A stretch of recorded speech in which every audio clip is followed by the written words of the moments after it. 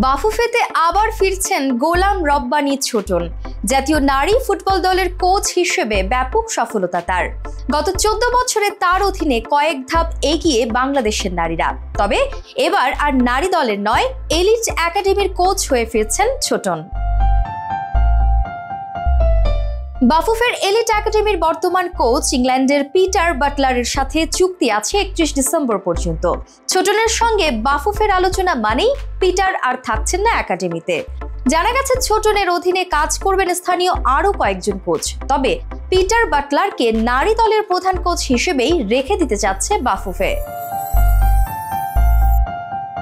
এর আগে বাফুফে কর্তাদের সঙ্গে মনোমালিন্য হওয়ায় 2023 সালের জুলাইয়ে বাংলাদেশ নারী জাতীয় দলের কোচের দায়িত্ব ছেড়ে দেন গোলাম রব্বানী ছোটন।